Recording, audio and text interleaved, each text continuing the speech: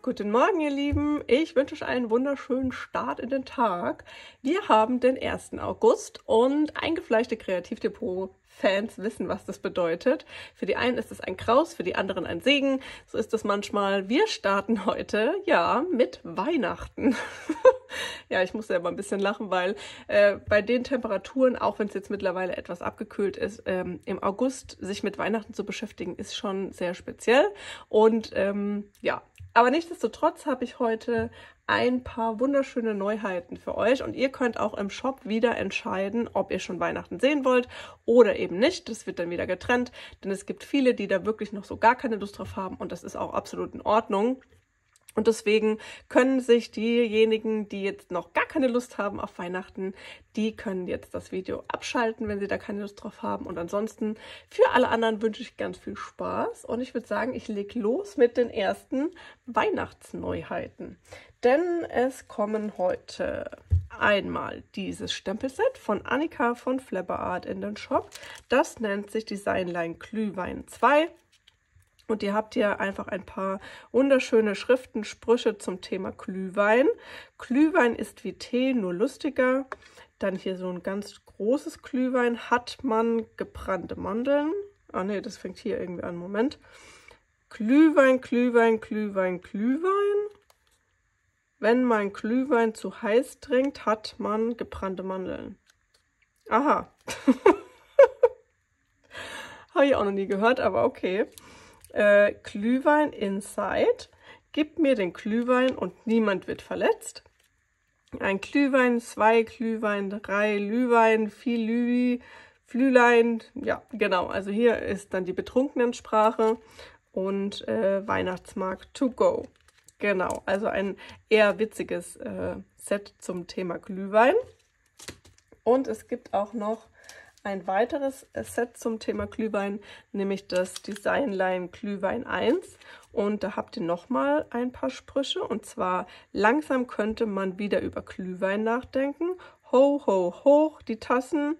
Wenn im Wein die Wahrheit liegt, dann liegt im Glühwein die Erleuchtung. Und hast du Glühwein im Glas, machen Familienfeste Spaß. Ja, kann man auch so sehen.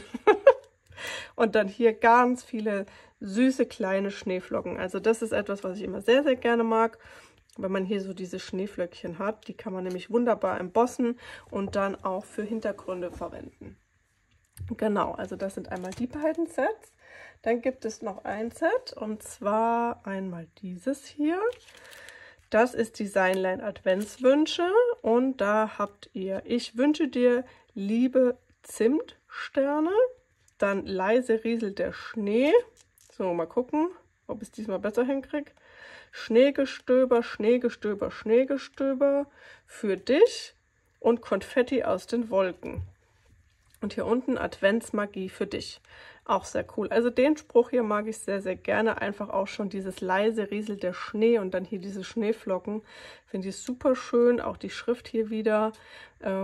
Ist einfach so ganz zart und nur so eine Linie, richtig schön. Und dann habt ihr hier auch wieder so ein paar Pünktchen, die so Schneeflocken darstellen. Ja, also auch ein sehr schönes Set.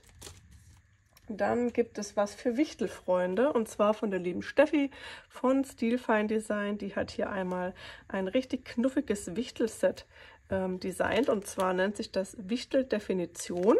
Und hier habt ihr ganz viele verschiedene Wichtel oder auch ein paar Mützchen und einmal den Spruch in der Mitte: Wichtel, fleißiger kleiner Kerl, der ständig zu tun hat, vor allem in der Weihnachtszeit. Synonym kleiner Schelm. Also bisher ist bei uns in der Familie noch kein Wichtel eingezogen, aber ich denke, mein Sohn hat jetzt das Alter erreicht, wo man mal sowas probieren kann. Ja, mal schauen, ob ich das dieses Jahr hinbekomme. Es stehen nämlich noch ganz wichtige Sachen an, aber dazu erzähle ich euch nachher noch mal ein bisschen was, wenn ich es nicht vergesse. Aber hier unten habt ihr dann auch noch mal ein paar Wichtel, die sind noch mal ein bisschen anders gezeichnet wie die hier oben. Es gibt auch noch dazu einmal dieses Set hier. Das nennt sich Designline Weihnachtsdefinition 1. Und das sind hier einfach Texte. Unter anderem Nikolaus, bärtiger Mann in roter Kleidung mit dem Hang zu Schuhen, Synonym heiliger Mann. Dann Advent. wenn das Gerümpel vom Dachboden wieder als Deko in der Wohnung steht. Synonym Zeit der Vorfreude. Das finde ich auch richtig gut, weil es ist einfach so, bei uns steht die Weihnachtsdeko im Keller und ja, immer wenn das hochgeholt wird, dann weiß man, okay, jetzt wird's ernst. Genau, dann Christkind, Symbolfigur des Weihnachtsfestes, Engelsflügel und weißes Gewand. Und Weihnachten, die schönste Zeit im Jahr, Fest der Besinnlichkeit und Freude, Synonym Fest der Liebe. Genau, also auch ein sehr, sehr schönes Set und ja, kann man wieder tolle Weihnachtssachen mitmachen. So, wo mache ich weiter? Ich mache nochmal weiter mit einem Stempelset und zwar mit diesem hier. Das ist jetzt wieder ein großes. Und das ist Designline große Weihnachtsgrüße und hier habt ihr verschiedene solche Skripthintergründe und ich vermute mal, dass dieser Stern auch hier reingestempelt werden kann. Und dann habt ihr einmal hier frohe Weihnachten und dann hier groß das W, frohes Fest mit einem großen F.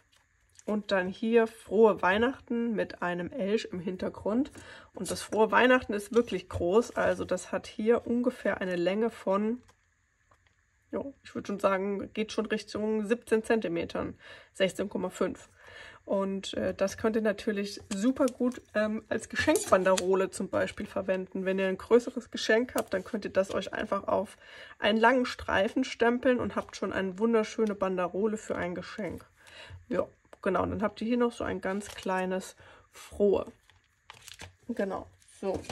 Dann habe ich eine kleine Inspiration für euch. Ich mache jetzt mal, genau, denn es gibt eine wahnsinnig tolle Stanze und zwar diese hier. Das ist Designline Umschlag mit Reiskante. Und ich habe diesen Umschlag schon vorbereitet und zwar sieht der so aus, wenn der zusammengebaut ist. Und hier hinten habt ihr dann die Möglichkeit, Gutschein oder was auch immer reinzufüllen. Aber natürlich dürft ihr nicht im Vorfeld hier das schon zukleben, deswegen labbert das jetzt hier auch so. Denn später wird dann dieser Teil hier unten, der wird festgeklebt und dann kann der Beschenkte hier das nämlich einfach aufreißen. Und ja, der Umschlag hat als fertige Größe dann ein Maß von ungefähr 9,5 mal 13. Also da geht ordentlich was rein. Ich muss aber dazu sagen, dass die Stanze, also soweit ich das gesehen habe, bin ich mir nicht ganz sicher, ob die durch eine A5 Big Shot passt. Ich habe sie nämlich durch die A4 gejagt und da hat es gepasst. Ich glaube aber nicht, dass das für eine A5, also, Moment, also A5 wäre ja dann quasi hier so die Hälfte. Also man kann die da zwar schon reinlegen, also das passt zumindest hier von der Höhe wahrscheinlich, aber man muss sie dann zweimal durchkurbeln, ne? Weil ihr seht es, das wäre jetzt die Größe für die A4 und da passt es natürlich perfekt. Bei der A5 muss man wahrscheinlich ein bisschen hin und her probieren, wie man das am besten durchkurbelt. Aber von der Höhe her müsste sie eigentlich auch durch die A5 passen. Aber ich weiß nicht, steht das hier irgendwo? Ich glaube nicht. Aber schaut da gerne nochmal in der Beschreibung im Shop, ob da das vielleicht auch mit drin steht. Genau, so.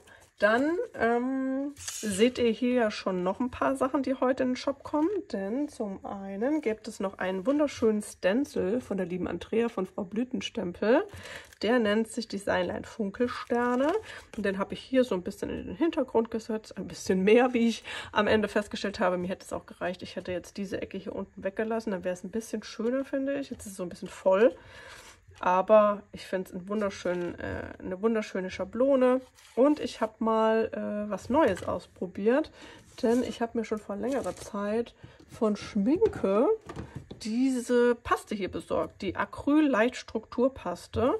Und ich finde die auch ehrlich gesagt gar nicht schlecht. Man muss nur aufpassen, dass die Schablone sich wirklich gar nicht hebt. Denn die ist so fein, dass man sonst das Problem hat, dass da die Farbe unter die Schablone läuft. Aber ansonsten, die trocknet auch relativ schnell und ist wirklich sehr gut in der Verarbeitung. Also super cremig und ja. Aber wie gesagt, hier zum Beispiel ist mir es ein bisschen drunter gelaufen. Aber sonst, wenn man da ein bisschen drauf achtet, macht die wirklich super schöne zarte Strukturen so. Ne, weil auch da die Strukturpaste, kann ich euch jetzt nicht so zeigen, aber die ist nicht so ganz extrem erhaben. Manche Pasten sind ja richtig dick und die kann man sehr, sehr dünn und sauber auftragen, wenn man eben darauf achtet, dass die Schablone nicht hochgeht. Ja, dann gibt es ein neues Rub-On-Set, auch von der lieben Andrea. Das nennt sich Nature Christmas und ich packe es euch mal aus. Das sind so richtig schöne nostalgische Motive, wie ich finde, die auch wieder so aquarell gezeichnet sind.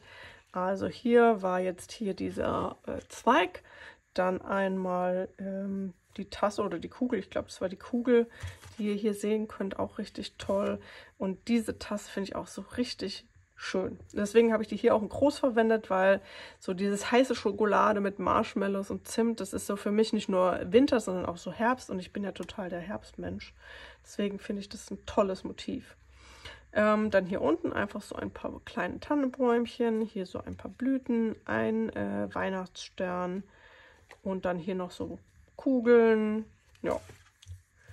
Auf diesem hier gibt es dann diese Motive, nochmal einen ganz tollen Zweig und auch hier nochmal ein paar schöne Zweige und hier mit dann den Weihnachtsstern dran, Weihnachtskugeln, ein paar Zimtstangen, nochmal ein Weihnachtsbäumchen, Kugeln, dann die Schokotasse von oben und auch hier die Kugel mit dieser Tasse drin, finde ich richtig cool. Oder auch diese hier, das Knusperhäuschen. Also sehr, sehr schöne Motive, wie ich finde. Und dann gibt es einmal noch diesen dritten Bogen. Da habt ihr dann auch noch mal ein paar Kugeln und hier so ein paar Zuckerstangen und Kekse. Ja, also richtig, richtig schön. Und ihr wisst ja, ihr könnt die auch über Paste drüber rubbeln. So habe ich das hier auch gemacht. Und ich fand es eine sehr schöne Deko eben für diesen Umschlag. Einmal packe ich nachher wieder ein. So. Und als letztes habe ich noch ein Bundle verwendet. Denn da kommt heute nochmal dieses Bundle in den Shop, auch von der lieben Steffi, und das nennt sich Weihnachtsanhänger. Und da habt ihr hier ganz tolle Schriften und passend dazu die Outline-Stanzen, die hier oben dann wie so kleine Ösen haben, wo ihr dann wirklich zum Beispiel auf Nylongarn auffädeln könnt. Ich habe es bei mir jetzt weggeschnitten gehabt, weil da jetzt noch Nylongarn dran zu tüddeln, hätte das echt komplett gesprengt. Und deswegen habe ich es dann einfach weggelassen. Im Stempelset habt ihr dann folgende Sprüche vom Nikolaus, vom Christkind, Merry Christmas, schöne Weihnachten, Wunscherfüller, Weihnachtsgrüße, schöne Adventszeit, frohes Fest, Weihnachtspost, alle Jahre wieder. Und dann hier noch ein paar Symbole, ein Bäumchen, so eine Strumpfsocke, dann hier so eine Schneekugel, aber so ein bisschen geskribbelt so, also richtig cool gezeichnet so vom Stil her. Eine Schneeflocke und dann noch so ein paar Sternchen und ein Geschenk. Bei den Stanzen habt ihr aber nur die Outline-Stanzen für die Texte.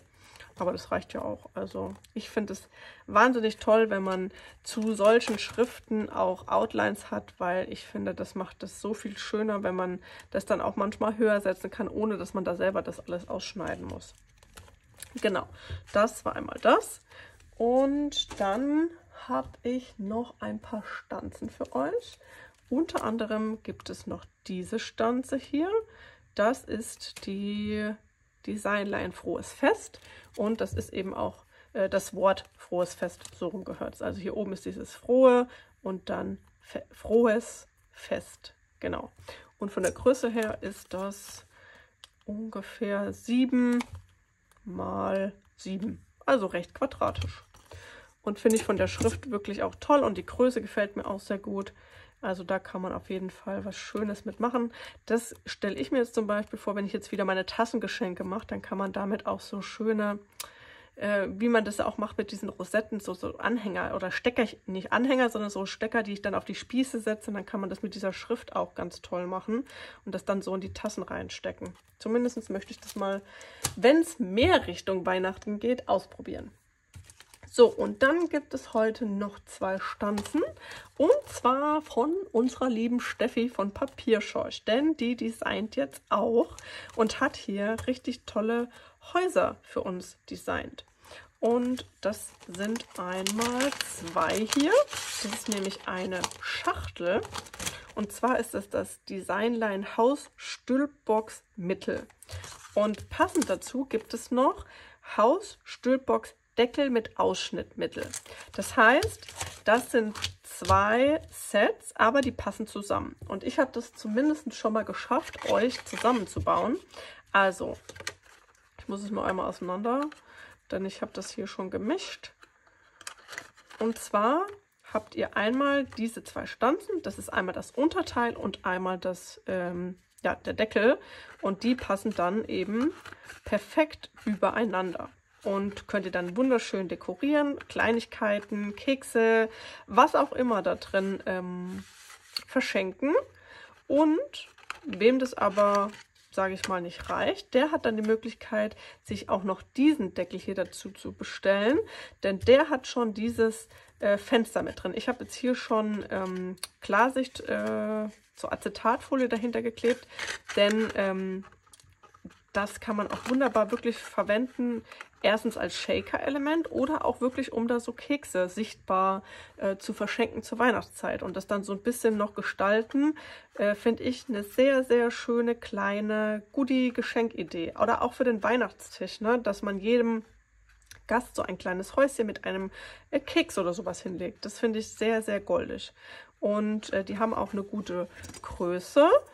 Also das hier hat jetzt bis zur Spitze ca. 10 cm und in der Breite ca. 6,6 cm. Und ihr könnt das, wie gesagt, dann entweder mit dem geschlossenen Deckel haben. Das wäre dann dieses Set. Oder ihr kauft euch den Deckel noch dazu. Dann wäre das dieses Set hier. Genau. So, das war das. Und dann habe ich als letztes noch ein bisschen Papier für euch. Genau, und zwar gibt es das Papier Adventskalender Rosa von der lieben Steffi wieder. Und ihr habt in so einem rosa Bordeaux Mix, auch ein bisschen braun noch dabei, ebenso tolle Kärtchen, die ihr benutzen könnt, um Adventskalender mit den Zahlen zu versehen. Und da habt ihr dann 1 bis 25. 25 haben wir ja jetzt hier nicht. Aber die könnt ihr euch dann alle zurechtschneiden und auf eure Adventskalender drauf kleben. Ich zeige es euch noch mal kurz, damit ihr die Motive seht. Also sehr, sehr goldische Motive. Dann gibt es einmal ein paar Wichtel, das nennt sich Wichtelzauber 1. Was ich hier ganz toll finde, ist die Farbe. Das ist so ein Grau-Beige und dann Grautöne, finde ich super schön. Das fand ich auch letztes Jahr schon sehr edel mit Grau und diesen zarten rosa-Beige-Tönen. Gefällt mir sehr, sehr gut. Und da habt ihr hier einfach so ein Basic-Papier mit ganz vielen von diesen kleinen, süßen Wichtelkärchen. Dann gibt es passend dazu einmal noch dieses Papier. Das ist dann Wichtelzauberkärtchen. Könnt ihr wie letztes Jahr auch super schnell euch die einfach ausschneiden, auf ein Kärtchen kleben und habt schon eine Weihnachtskarte fertig. Und da habt ihr hier verschiedene Motive und auch verschiedene Sprüche, die dann wieder schön zusammenpassen. Und auch hier, ich mag die Farben total gerne. Und ich zeige euch nochmal das ganze Papier. Das ist ein bisschen schwierig immer in der Kamera. Eigentlich müsst ihr es die ganze Zeit nur so halten, dann würdet ihr es besser sehen. Aber ich muss ja auch ein bisschen was sehen. Ab und zu zumindest. Genau, dann gibt es einmal noch den Wichtelzauber Aufleger. Finde ich auch sehr schön. Da habt ihr einfach hier wieder im gleichen Stil einfach Auflegerkärtchen. Und ich mag dieses Blaugrau auch so gerne. Das ist richtig schön. Also das könnt ihr auch perfekt, also jetzt, ohne dass man sich viel Arbeit machen muss, kann man hier einfach Eyelets durchjagen, vielleicht nochmal hinten dran mit irgendeinem geprägten Stück Papier hinterlegen und schon habt ihr mega schöne Weihnachtsanhänger, ohne viel großen Aufwand zu betreiben. Dann gibt es einmal noch dieses Papier hier, auch farblich passend. Das nennt sich dann Wichtelzauber Geschenke. Und da habt ihr hier eben Geschenke, ein paar schöne Zweige und ist auch so ein typisches Basic-Papier für mich. Genau. Passt also farblich alles perfekt zusammen. Und als letztes haben wir dann noch den Wichtelzauber 2. Da habt ihr hier ein paar kleine Häuschen und die kleinen Wichtel nochmal. Und ja, also die passen wirklich alle von den Farben, also bis auf das erste, passen die zusammen. Also egal welches ihr euch da bestellt, ihr könnt die super schön miteinander kombinieren.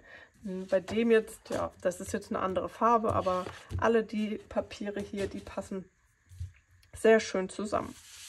Genau. So, das war das kleine, feine Weihnachtsrelease und damit möchte ich mich auch in die Sommerpause verabschieden, denn wir fahren jetzt tatsächlich endlich in Urlaub. Es ist soweit, auch wenn das Wetter dort gerade nicht so ist, aber es ist egal, Hauptsache mal raus und Hauptsache mal was anderes machen. Ja. Und deswegen wird es jetzt erstmal von mir keine Videos geben oder Inspirationen. Ich komme dann zum 1.9. wieder zurück. Das heißt, da bin ich dann wieder mit dabei. Und ansonsten, ja, stehen noch große Veränderungen an, denn wir werden umziehen. Man glaubt es kaum. Nach mehreren Jahren Suche nach einem Eigenheim hat es dann doch endlich geklappt. Und das Schöne ist, und das ist auch das, womit ich mich im Urlaub ein bisschen beschäftigen möchte, ist, dass es ein Bastelzimmer für mich geben wird. Ein kleines, feines, es ist nicht besonders groß, aber es ist mehr als der Treppenplatz jetzt. Und ja, ich hoffe, ich kann euch nochmal Einblicke in mein jetziges Reich gewähren, um euch dann später auch das Ergebnis mal zeigen zu können, wie dann das kleine Bastelzimmer wird. Ich habe mir da schon ein paar Sachen überlegt und auch schon geplant. Das ist ja der Vorteil, wenn man dann das auch als Beruf hat, dann kann man sich das alles selber schön durchplanen. Das ist dann, ja, das ist dann nach dem Urlaub die große Aufgabe, hier alles einpacken, aussortieren und dann ja irgendwann gegen Ende Oktober auch umziehen. Also deswegen, ich hoffe, ich kann euch weiterhin ganz, ganz viel zeigen. Es wird ein bisschen spannend mit Kind arbeiten, umziehen, aber ich gebe mein Bestes, dass ich euch immer wieder ein bisschen mitnehmen kann. Ich denke auch, dass das Bastelzimmer an sich als letztes umziehen wird. Das ist aber auch gut machbar. Ja, und ansonsten würde ich sagen, wünsche ich euch eine wunderschöne Sommerzeit noch und wir hören uns dann zum 1. September wieder. Macht's gut, ihr Lieben, und ich grüße euch. Ciao!